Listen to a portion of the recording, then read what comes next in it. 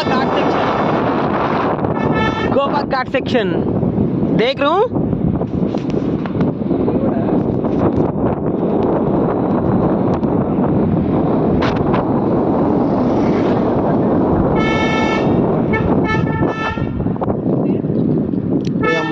ఈ శ్రీశైలం దారుణంగా ఉంది రా గోవాది. మళ్ళీ రైలు వేయడానికి వస్తుంది, రైలు పట్టాలు ఉన్నాయిగా మధ్యలో కింద సముద్రం. ఏడు చెప్పురా అంటే మోడీ కానీ దారుణంగా చెప్తాడు.